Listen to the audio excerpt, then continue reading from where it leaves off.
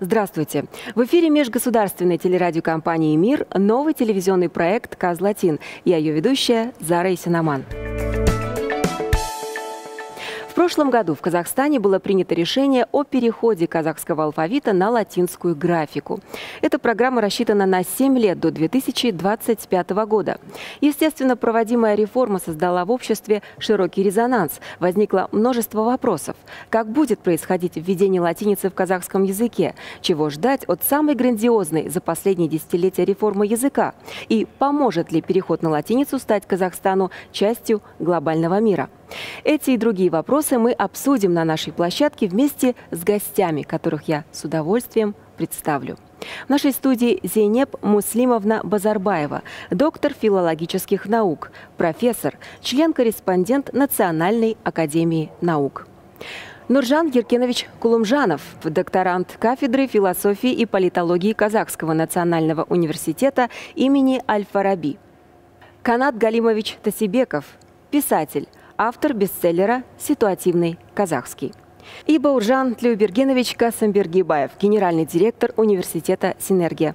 Здравствуйте, я очень рада приветствовать вас в нашей студии. Спасибо, что вы присоединились. Прежде чем мы начнем нашу беседу, прошу внимания на экран.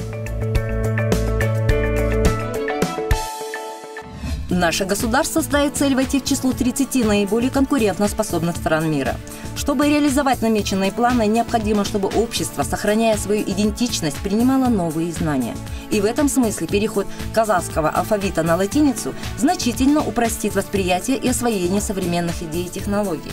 26 октября 2017 года президентом Казахстана Нурсултаном Назарбаевым был подписан указ о переводе казахского алфавита на латинскую графику. Переход на латиницу – это и как не какой-нибудь каприз, это требование времени. Когда я в статье говорю о конкурентоспособном государстве, мы говорим о конкурентоспособном каждом гражданине. Особенно наши дети. Они стали детьми планеты. Они везде. А чтобы в любой другой стране адаптироваться, ему надо знать международный язык. Глава государства акцентировал внимание на важности поэтапного и системного перевода государственного языка на латиницу. При этом он пояснил, что переход на латинскую графику не повлечет за собой отказ от русского языка. Мы все это время допускали одну ошибку. Русский и казахский языки по фонетико-грамматической структуре совершенно разные языки. Следовательно, орфографические правила должны быть именно национальными. А мы, наоборот, использовали орфографические правила русского языка. И тут получилось много противоречий между орфографией и орфоэпией, то есть между письмом и речью. Сейчас в стране используется казахский алфавит на основе кириллицы, и включает он в себя 42 буквы. В конце сентября 2017 года завершилась работа над новым алфавитом, основанным на латинице и состоящим из 32 букв.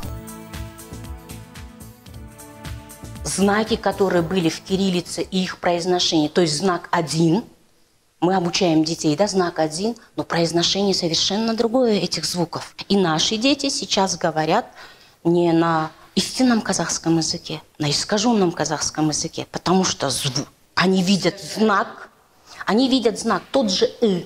Он есть и в русском языке, он есть и в казахском языке. Соответственно, мы обучаем, они, зная русский язык, они также произносят этот звук «ы». Хотя они абсолютно два разных звука. Понимаете, это не сыр. Поэтому наши дети и говорят «мен мектепке барамын», «ын». Теперь мы, переходя на латиницу, не должны повторять тех ошибок, которые у нас были, которые нарушали фонетический строй, синтаксический строй, грамматический строй казахского языка. Ну и первый вопрос у меня к Зейнеп Муслимовне. Скажите, пожалуйста, для чего мы переходим на латинскую графику? Переход казахского языка на латинскую графику – это цивилизационный выбор. Это вхождение в мир прогресса, высоких технологий и цифрового общения. А если учесть, что 80% стран используют латинскую графику, то это позволит Казахстану войти в глобальное информационное пространство. И в то же время международное сообщество может ознакомиться с нашей богатой культурой, с историей, с традициями. И надо сказать, что казахстанцы с большим воодушевлением приняли это решение перехода на казахскую латиницу, поскольку мы уже используем латиницу во всех сферах жизни. Допустим, если взять медиков, то они в повседневной жизни не могут обойтись без латиницы, выписывая нам рецепты. Работники туризма, работники бизнеса, которые общаются с международным сообществом, тоже не представляют жизни без латиницы. А работники образования и науки рассматривают переход на латиницу как часть образовательного процесса. Это позволит нашей молодежи адаптироваться не только в информационное глобальное пространство, но и в образовательное пространство, где доминирует латинская графика. И в наше время, время глобализации, межкультурного сотрудничества и воспитания молодежи в условиях трехязычия, нам просто необходимо переходить на латинскую графику, потому что это веление времени. Вопрос у меня к Нуржану Юркеновичу также. Да? На ваш взгляд, почему наше общество решило вернуться к латинскому алфавиту? Надо полагать, есть несколько факторов.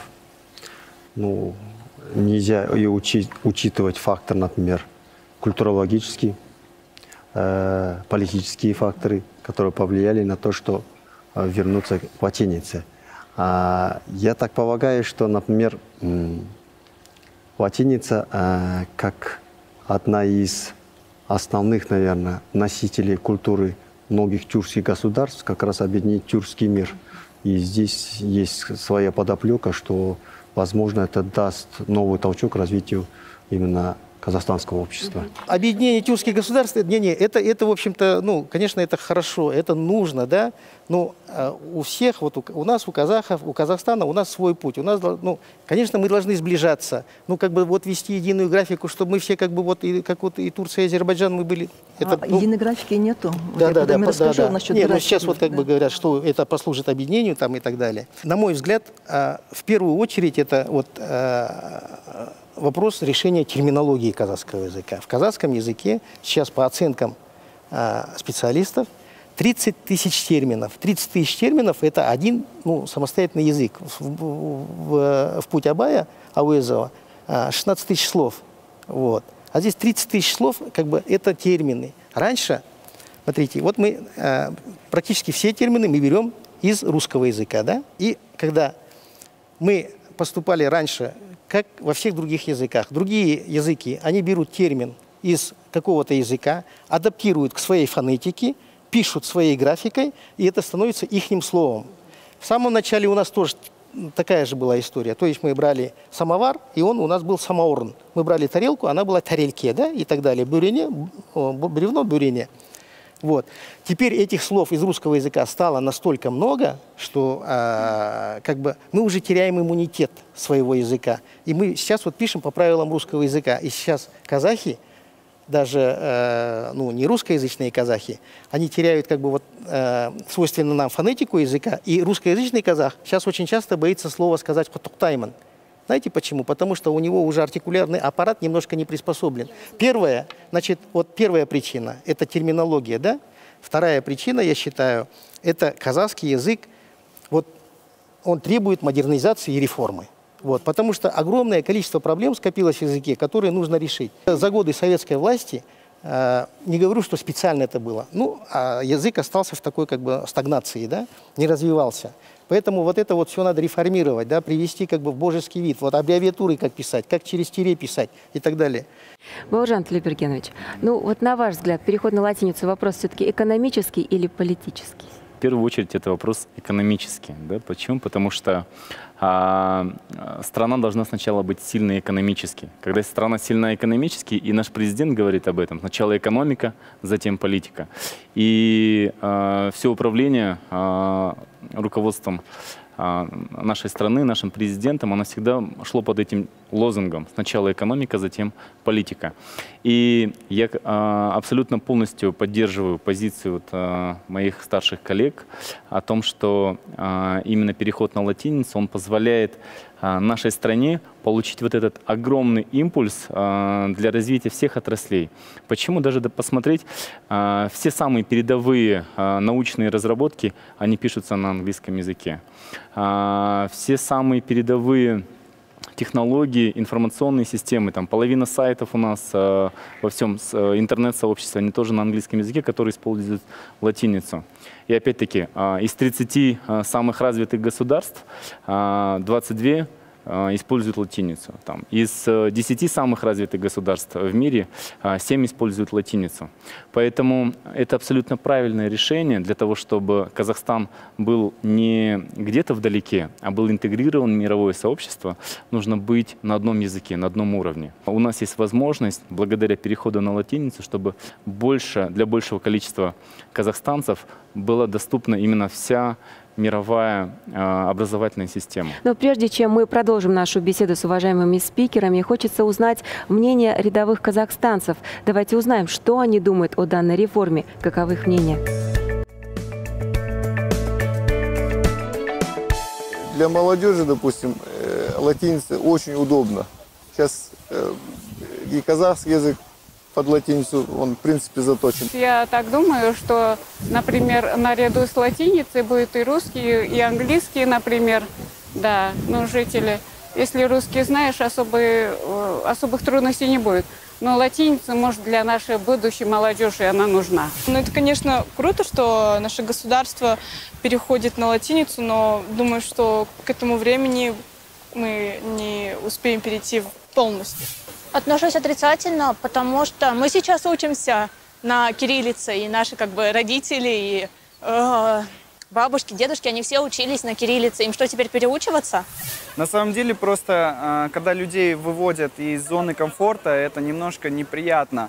И со временем это немножко люди перестраиваются, и если действительно это хорошо, то, конечно, все это будет. В принципе, ничего там сложного нет. Там такие же буквы, там, в принципе, ничего такого нет. Латиница очень легко. Даже нашему поколению, не то что молодежи, молодежь вообще будет. Это удобно будет. Да, конечно, учиться готовы, опасений никаких совершенно нету. Ну, взрослым будет немножко тяжелее, но я думаю, что необходимо даже создать курсы обучения для взрослого контингента, да, там, казахстанцев. А так все, в принципе, я думаю, все будет нормально, привыкнем. Латинский сейчас почти присутствует везде, в названиях каких-то кафе или даже какие-то фильмы, программы. Так что я не думаю, что это так уж плохо, и это достаточно хорошо.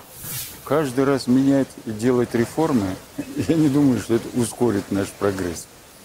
Как говорят китайцы, не дай бог жить в пору реформ, да? Это всегда сложно.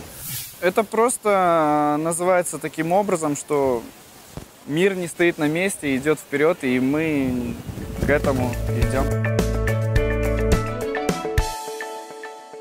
Как видим, мнения казахстанцев различны, но полны оптимизма. Действительно, необходимо открывать обучающие курсы, а это все средства. Смогут ли казахстанцы на бесплатной основе изучать латинскую графику, не говоря уже о том, чтобы научиться писать и читать? Вот хотелось бы озвучить данный вопрос. Ну вот это вот, я не знаю, это опять очередная какая-то, вообще, я не знаю, это нож в спину революции. Какие курсы? Любая бабушка идет на улице, и вы ее спросите, что написано? Она прочитает, скажет, банк. У нас страна всеобщей грамотности, у нас все знают латинскую графику. Мы все изучали какой-нибудь из иностранных языков, английский, там, сельские школы, немецкий и так далее. То есть вообще, когда вот эти говорят суммы ужасные, и потом, когда вот противники в обществе, которые говорят, нет, на латиницу не надо переходить, они потому что, когда они вот эти суммы, значит, я участвовал в одном из обсуждений, и вышел экономист, молодой человек, и он вот эту цифру озвучил, когда 38 миллиардов, по-моему, тенге, которые по предварительным подсчетам, эта сумма, оказывается, складывается именно, что все взрослое население должно пройти курсы по изучению алфавита. Ну это вообще, кого учить? То есть это латинский алфавит, мы все знаем его, поэтому никаких курсов не нужно. Хорошо, мы услышали ваше мнение. Давайте дадим возможность выступить также нашим спикерам. Да? Также, пожалуйста, Зейнеп Муслимовна. Конечно, курсы обязательно нужны. И вообще переход на латиницу предусматривает 3 этапа. Первый этап включает 2018 годы, 2020 годы. В это время будет подготовлена нормативная правовая база для перехода на латиницу и будут подготовлены правила орфографии. Уже, кстати, они готовы, правила орфографии. Второй этап включает 2021 год, 2023 годы. В это время будут проводиться методические и организационные работы. Как раз будут проводиться курсы, семинары, где вот лингвисты, филологи будут заниматься с обществом, с населением, чтобы научить, как писать, как читать на латинице. И в это же время предусматривается смена наших паспортов и наших документов. Они все будут писаться на латинице. А уже последний заключительный этап – это 24-25 год, когда все дело производства будет на латинице, СМИ, издания все, и центральные органы, местные органы власти, все будут применять латиницу. И сейчас эти курсы уже идут. Я читала лекцию, и наши вот сотрудники Института языкознания проводят лекции. Мы разъезжаем по всем областям Казахстана, объясняем преподавателям. И уже разработана орфографическая концепция. На базе нее составлены правила орфографии. Но это очень трудоемкий процесс, это не так все легко, потому что, чтобы правильно писать, надо знать теорию письма. Вот мы, лингвисты, занимаемся теорией письма. Надо знать историю письма, надо знать диалектику развития письма и такие принципы письма. И в настоящее время вот правила орфографии разрабатываются. И я хотела вам еще сказать, что какие основные принципы в казахском языке используются. Вообще существует 3 принципа.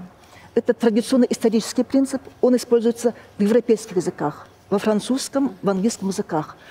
У них письмо сформировалось очень давно и с тех пор не менялось. А фонетическая система, она росла, изменялась, поэтому у них большие различия между письмом и речью. Для этого, чтобы их сблизить, они используют транскрипцию. Фонетический принцип используется в белорусском языке, в польском языке, в сербском языках.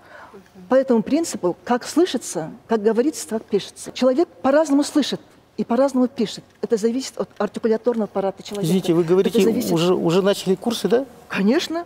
Вы разве не в курсе?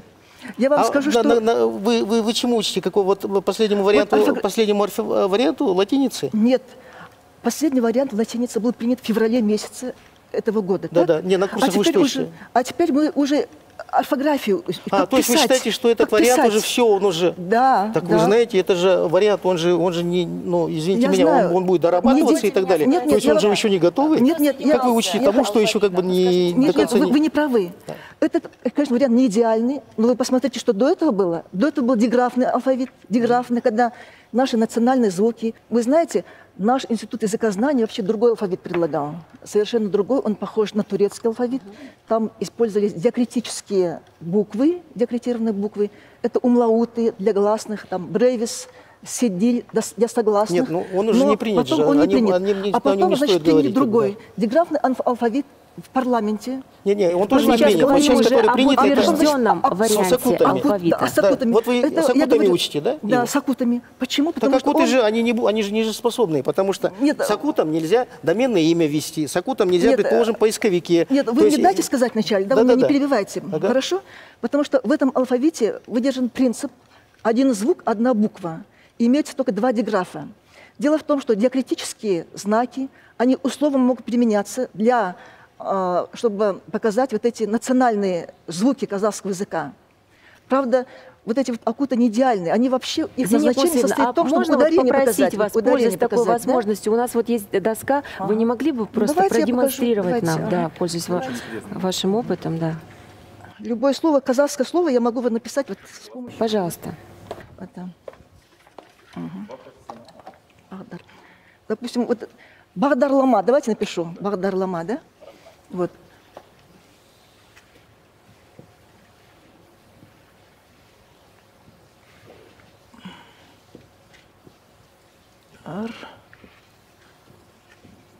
Ма.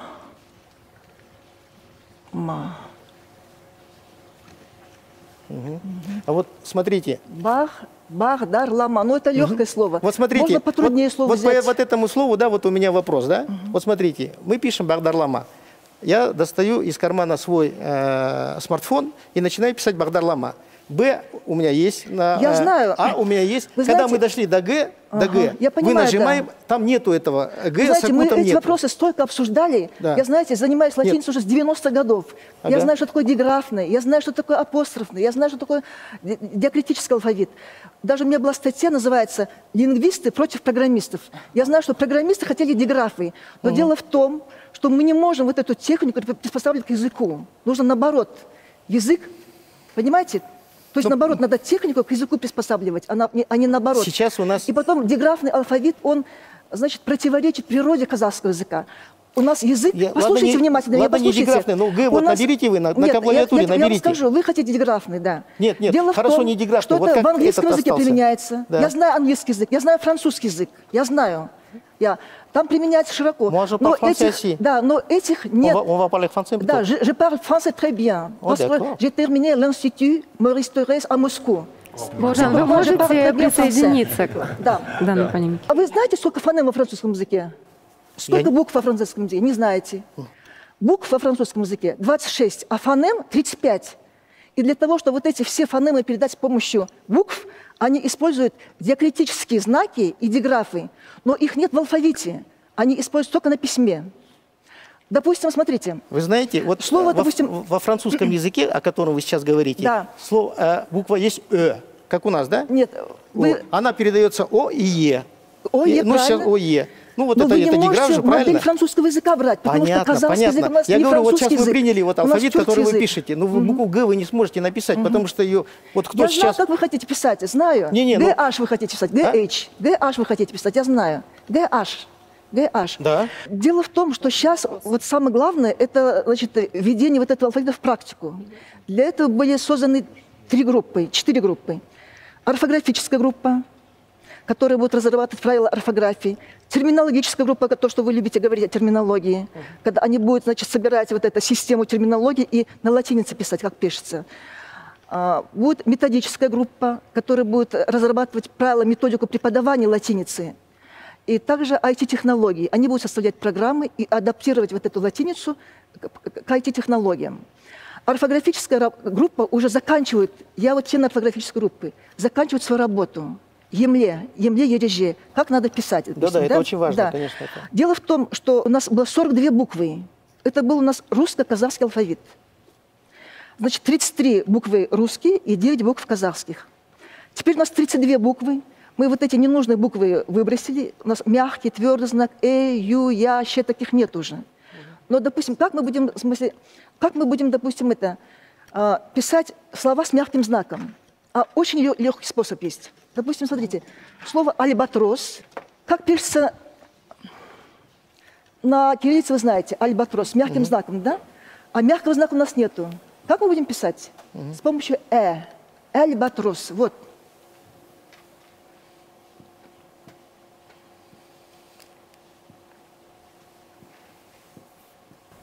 Я уже чувствую, что хочет сказать Канат Галимович. Вот слово «вальс» французское. Напишите слово... Вы savez, le mot «вальс» en français, «вальс», да? «Вальс» французское слово. «Вальс», как будем писать? Раньше мы писали «в-а-л», мягкий знак «с». Не-не, а можно мы слово закажем, да? Нет, вот слово «касса» напишите. «Вальс», сейчас скажу, «вальс» будем вот так писать, смотрите. «Вальс» с акутом, вот, «вальс», вот. «Вальс». Вот это вот смягчает. Дело в том, что есть закон сингармонизма, когда согласные подчиняются гласным. Если согласно твердый, то гласный твердый. Если согласно гласный мягкий, то и согласный мягкий. Вальс. Вот мы, видите, как получается. Напишите слово «касса». Касса – это же русское слово. Вы хотите по-казахски его написать? Да, конечно. Ну почему? Ну касса, она, да, в казахском языке. Напишите слово «такси». Касса. Ну вот видите. Но дело в том, что, смотрите. А напишите слово «такси». Споры. Напишите «такси». Такси.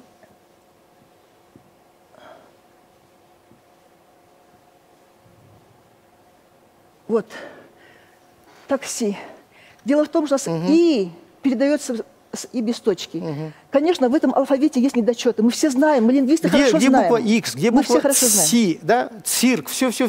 просто забыли букву даже С, Си, да? Не забыли букву X. Я вам расскажу вот, историю буквы Си. А этих Excel, как мы будем писать Excel? Вот эти слова, да. Excel, допустим, Coca-Cola, да. Они будут писаться так же, бренды, как писались. Нет, а как они будут писаться, если буквы нет в алфавите? Нет, в казахском. Нет, дело в том, что, смотрите, я скажу, насчет С были большие споры. Ага. Я была вот за то, чтобы С ввели. Я тоже за то, чтобы Си было. Потому что А, Б, С, треугольник, мы видим, А, Б, С. А где же, где С нету? A, B, C, D, E, F, G. Вот так мы учим алфавит. А здесь забыли букву. А что это такие у нас споры всегда были, ага. Нет, поэтому я говорю, еще будет алфавит дорабатываться. Конечно. Нам сказали, что С нет в системе казахского языка. С нет уже, да? С есть, С нету. И так же, как Ч. С и Ч – это африкаты. Но они есть в речи, в синтагматике. Мы их произносим. Когда отца, вот все говорим, С есть, правильно? И Ч тоже у нас есть. Но вот этот С, я, кстати, когда была вот на приеме, вот я говорила вот С, почему С нет? Тем более Ч показывает это диграфом, С и Ч. А С нету, или как это, когда в базе С нету, оно должно быть. И вот вчера была вот национальная комиссия, заседала, и они предложили кое-какие исправления. С, то есть будет дорабатываться, потому что это не жизнеспособно. Нет, ну пока мы вот этим учим. Понятно. Пока, даже вот Нет, Муслимовна, да, очень хорошо, что у нас впереди будет еще очень много выпусков, где мы все эти вопросы, да, безусловно, раскроем.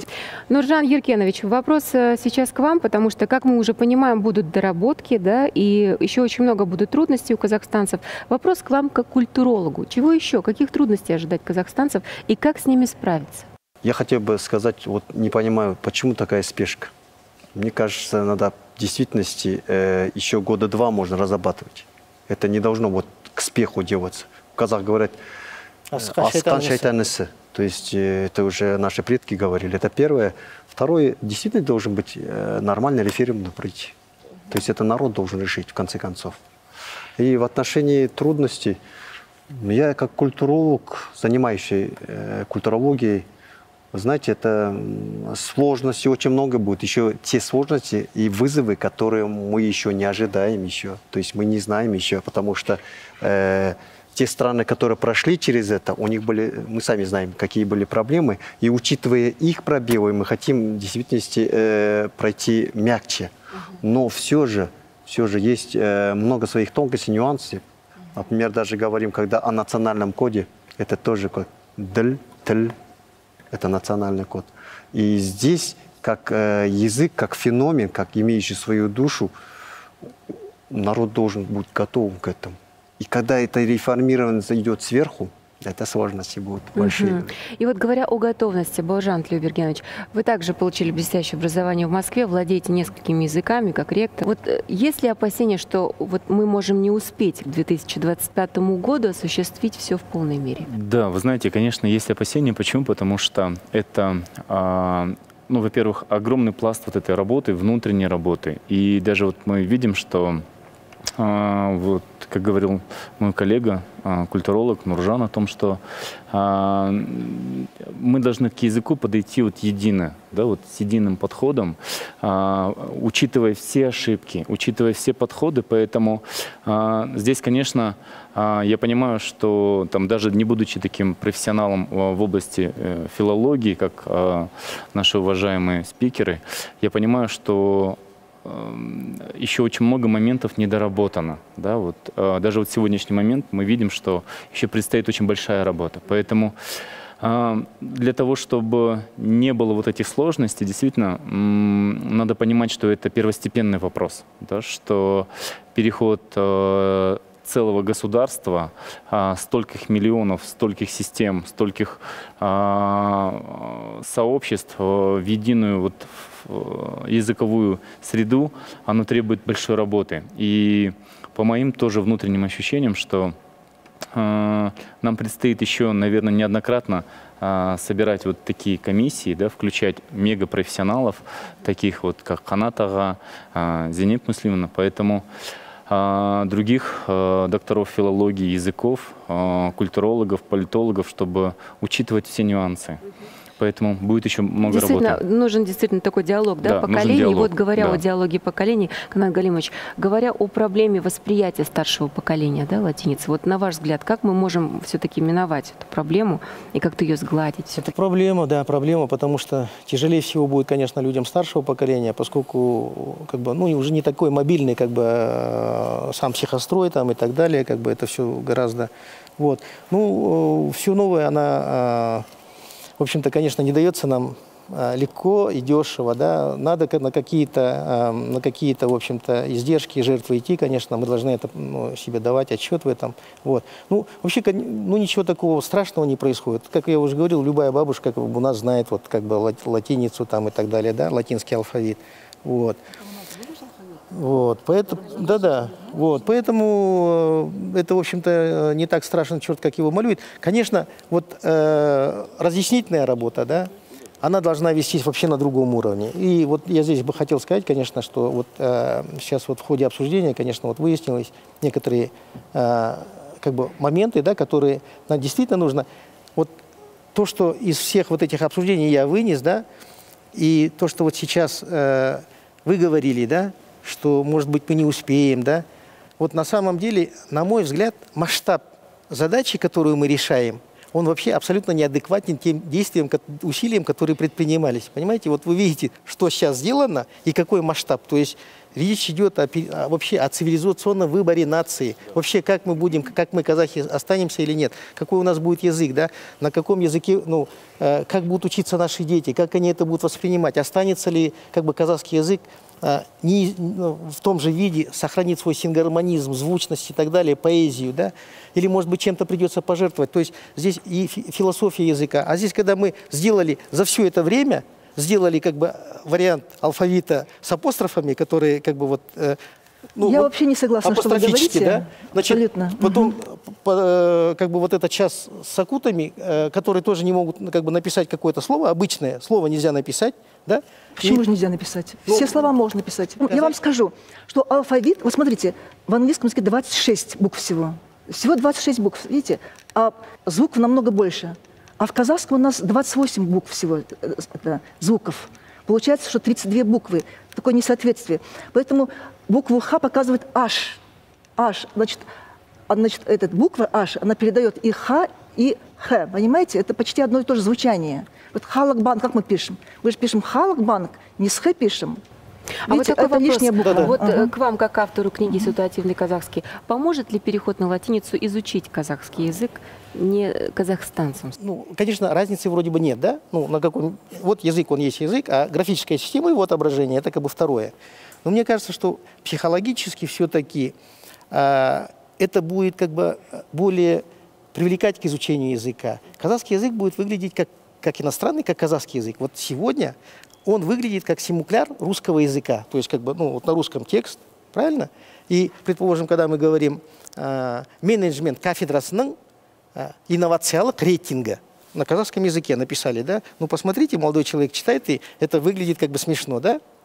Понимаете? Поэтому, когда мы перейдем на латиницу, вот текст казахский, он будет восприниматься как, ну, действительно иностранный язык, казахский язык. Вопрос у меня, конечно же, к Балжату Юбергеновичу. Вот насколько как молодые воспринимают? Латинизация отвечает интересам консолидации нашего нынешнего общества? Вы знаете, она отвечает абсолютно полностью отвечает интересам и вот молодого общества, и вообще всего общества. Почему? Потому что это огромный такой импульс для того, чтобы пошла такая большая работа над своим языком и над новой формой языка. И над вот этим процессом интеграции Казахстана вот в общее мировое пространство. И вот Канат ага очень правильно сказал о том, что действительно с введением такой латиницы вот, и отношение к языку будет новое. Да? Поэтому абсолютно не секрет, что у нас очень многие еще в Казахстане не разговаривают на казахском языке. Я сам еще изучаю казахский язык, вот как раз по книгам Канат ага изучаю.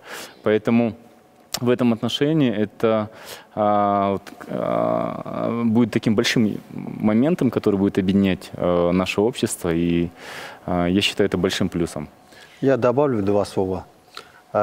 Здесь, наверное, еще такой феномен по-своему, наверное. Я полагаю, когда говорим о национальной идее, вот как раз это тоже объединяющая сила. потому что она составляющая основу духовности. Язык. Спасибо. Ну, коллеги, на ваш взгляд, вот насколько грамотно будут переведены на латиницу научно-педагогические издания? Да, вот сейчас даже в условиях кириллицы мы, к сожалению, замечаем такие вот ошибки, да, в учебниках, порой даже начальных классов. А вот насколько грамотно будет сделан перевод научных пособий для студентов, для учеников латинской графики? Абсолютно правильный вопрос, Зар, вы знаете. Но все будет, наверное, исходить, по-моему, исходя из того, насколько будут четко прописаны правила орфографии, правила нового алфавита. Поэтому, когда все будет четко, то дальнейшие уже действия будут простые. А если у нас будут постоянно какие-то спорные моменты, и каждый будет какую-то букву считать по-своему, читать ее по-своему, то, конечно, это будет такой бесконечный процесс переделывания. И вот такой же вопрос я хотела бы, конечно, задать Зинеп Муслимовне. Знаете, вот мы латиницу сколько лет используем, и мы все правильно писали, и благодаря вот кириллице, я имею в виду, кириллице, все грамотно писали, у нас была как бы 100% грамотность была у нас. То же самое будет на латинице. Сейчас разрабатываются правила орфографии, и причем нужно знать теорию письма. Вот наши лингвисты знают теорию письма, они знают историю письма, они знают, как нужно обозначать некоторые буквы. И у нас принцип фонематический. Фонематический принцип в чем заключается? Допустим, фонема остается так в любых позициях, не изменяется. Допустим, вы берете слово «басше», мы пишем «басше», а говорим «баше». И также «кобысше» говорим, а это «кобысше» пишем, а говорим «кобыше». Это фонематический принцип. И вот опираясь на этот фонематический принцип, я думаю, у нас будет такое грамотное письмо. Потом большие споры идут насчет, вот вы, наверное, знаете, насчет букв «и» и «у». «И» «у» – это дифтонгоид. Дифтонгоид, оно состоит из двух звуков. И сейчас большие споры идут. Одни говорят, что нужно одной буквы обозначать, некоторые что двумя буквами. А в орфографии есть правило экономии. Правило экономии заключается в том, чтобы большое количество звуков показывать меньшим количеством букв. Поэтому все буквы не вводятся. Понимаете? И сейчас вот разрабатываются правила орфографии и адаптируются. Далее для апробации школам, вузам, институтам. Сейчас повсеместно пишут диктанты и смотрят, какие слова вызывают трудности, какие буквы нужно, может, переделать. Вот над этим сейчас работают как раз лингвисты. Вот, над этим Я хотел бы тоже добавить, так как исследователь. Дело в том, что, вы знаете, в моем понимании, как исследователя, остался целый пласт культуры еще арабской графики. Потом то, что было не переведено с латиницы до 40-го года, например. То есть здесь тоже есть вероятность опасности, что какая-то духовная литература, составляющая или научное изыскание, не смогут перевести полностью. То есть она может не быть и остаться. Вообще, на самом деле, мне кажется, что вот этот вот перевод на латиницу, да, смена графики казахского языка, это лакмусовая бумажка, значит, к зрелости нашего общества, к дискуссии, да, в обсуждении, да, в дебатах, с тем, чтобы, казахи же говорят, тон кельте болмас. Значит, мы должны научиться нормальной дискуссии, значит, выслушивать аргументы. Поэтому я считаю, что вот этот алфавит, который вот мы сейчас примем уже, как вот мы всегда до этого поступали, как казахи, мудро, посмотрели, да, как эти перешли, как эти перешли. Конечно, да? Требует доработки. А потом уже сделать такую конфетку, чтобы это послужило нашим детям, да, чтобы это, как бы это было красиво и смотреть, и читать легко, и так далее. Сейчас консолидация какая-то есть относительно. Почему? Потому что когда заговорили о языке, когда вот эта проблема началась, казахстанское общество объединилось, потому что они неравнодушны, потому что решается судьба. И вот судьбоносная у Конфуция, нет, в китайской философии есть одно выражение: «И не родись ты в век перемен». А мы родились в век перемен, и вот эта тягость, и старшее поколение, и молодое поколение, этот груз надо с достоинством перенести, чтобы войти в мировое сообщество. Абсолютно правильно. Ну что ж, огромное вам спасибо за озвученные сегодня мнения, за то, что приняли участие в этой программе. Я обещаю, что еще впереди у нас будут выпуски, очень интересные темы мы будем обсуждать, то есть будут поводы для встреч и совместных диалогов.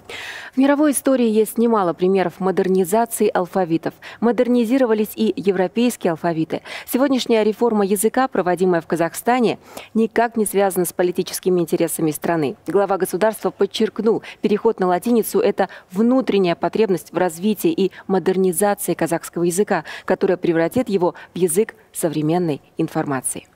Вы смотрели программу «Казлатин». Всего доброго и до новых встреч в эфире.